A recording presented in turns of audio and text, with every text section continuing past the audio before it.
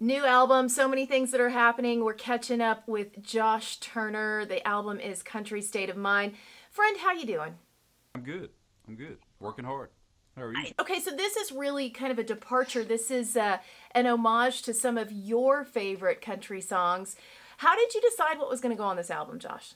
It was basically an idea that my manager and I had last year, 2019, and a lot of the younger, you know, people in the world today just kind of started gravitating towards the 80s and 90s country music. It was like they were discovering that era for the first time, and so that was really kind of what sparked the idea. And so we were saying, it'd be kind of cool for me to go in and do a record like that, but I wanted to take it a step or two further because I've always been such a student of country music that I didn't want to just limit it to 2 decades. And so this record basically spans songs and artists from like the early 50s all the way up to the 2000s. Let's talk about recording. You had Kris Kristofferson on this as well. I mean, if you're going to shoot for the stars, he's definitely at the very top. What was that ask like to reach out and say, hey, would you be a part of this album? It was kind of mind-boggling, honestly, because I had already cut Why Me. Um, I've always been a Kristofferson fan, especially his writing and just the way he's carried himself. And um, so like I say, I had cut Why Me, and then I've been friends with him and his wife Lisa for a long time. And I guess it was Thanksgiving last year.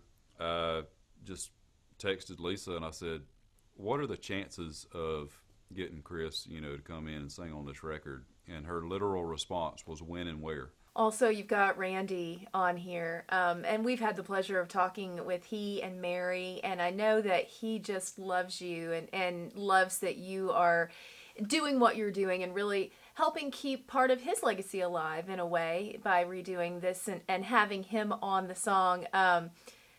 I know this is the song that everyone thinks of when they think of Randy Travis, but was it your first go-to?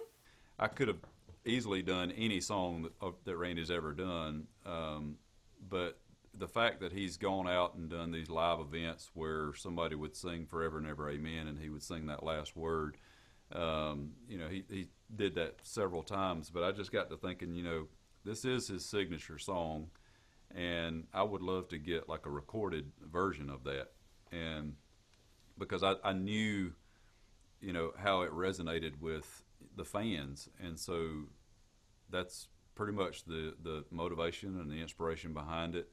He came in, started doing several passes of it, and I'm standing there beside Mary, and she's got tears coming down her cheek, and I asked her, I said, "Is this the first time Randy's done, gone into the studio since the stroke?" And she said, "Yeah," and so I gave her a big hug, and that was when I realized how not only an emotional moment it was, but how much of a historical moment it was. And I was glad that I was the guy that kind of prompted all of that and made that happen.